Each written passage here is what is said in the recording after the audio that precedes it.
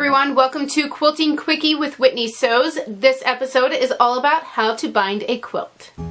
To start, measure the entire outer edge of your quilt after it has been squared up and add at least 10 inches for the corners and joining the ends. Divide that number by 40 to know how many strips of fabric to cut.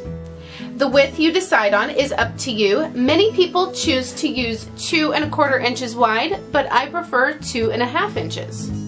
Lay 2 strips as shown and using a ruler, mark from corner to corner.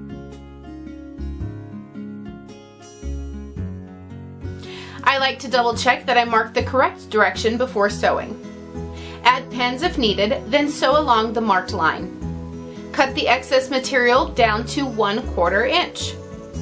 Press the seam open and repeat until all your strips are joined. Fold the long strip in half with the pretty sides on the outside and press with an iron. There are several ways to bind a quilt, and I'm going to show my favorite, which I feel is the easiest. With your quilt backing side up, lay the binding with the raw edge lined up with the quilt edge. You will have to leave about 6 inches of the binding unsewn at the end to attach to the other end later. Sew along the edge with a 1/4 inch seam allowance. When you get 1/4 inch from the corner, stop and sew off the edge to the point. You will then take the quilt out from under the presser foot and fold the binding back at a 45-degree angle. Then back on itself so the fold is straight with the side of the edge you just sewed, and the unsewn part of the binding is going down along the next side. Start sewing along the new side until you get to the next corner. Repeat for all 4 corners and sew until you are about 10 inches from where you began to sew. Okay, so here we are at the sewing machine, and I'm going to go over all those steps again as I show them. I started about 6 inches from the end of the binding. If you're newer at this, feel free to leave a longer tail. Sew down the side 1/4 inch from the edge. When you get 1/4 inch from the end, sew off at an angle to the corner. Pull the quilt out from under your presser foot.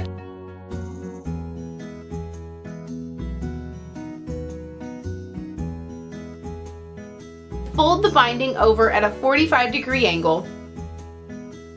Then fold it again so the fold is even with the side you just sewed.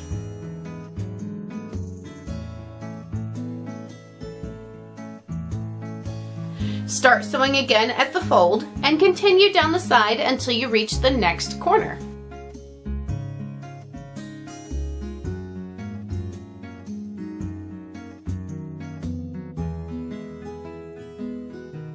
As you can see, I have about 12 inches left unsewn and a tail of the binding on each end.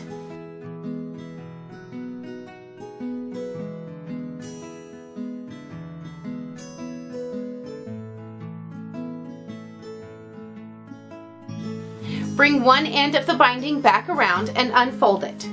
Lay it on top of the area where the binding overlaps and trim off the excess. This way, the binding ends overlap the exact same amount as the width of your binding, 2 1/2 inches in my case.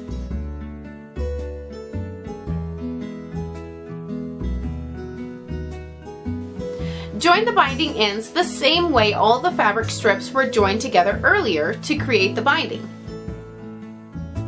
I always lay the 2 open ends on each other and pin and check to make sure I laid them the right way and there aren't any twists before sewing.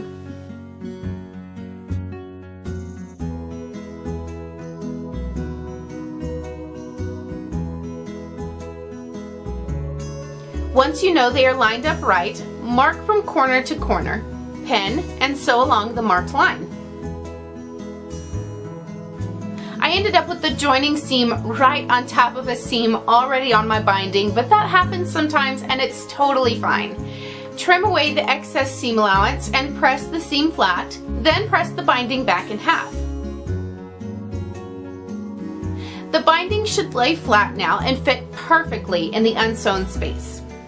Finish sewing it down following the 1/4 inch seam allowance like before.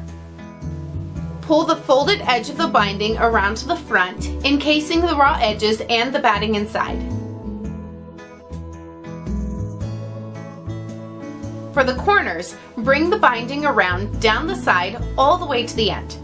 Then bring the next side over and it should make a nice mitered looking corner. To finish off the binding, simply top stitch along the folded edge to attach it down. Take it slowly and adjust the binding as you go. Try to pull the binding around to the front evenly as you sew, or it will end up having a sort of twisted look to it. I will sew up to the corners where the miter is, making sure the needle is down in the binding on the side I'm about to sew down. Then lift the presser foot, rotate the quilt, and sew down the next side. And here's how the finished binding looks.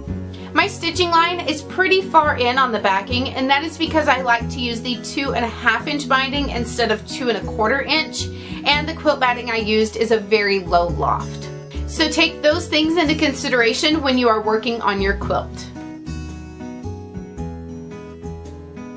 Make sure to like and share this video if you found the information helpful, and let me know in the comments below what quilting techniques you want to see covered in another Quilting Quickie. Right over here to the side, I'm going to have some of my other quilting videos that you should check out, and I will see you next week with another new video. Happy sewing!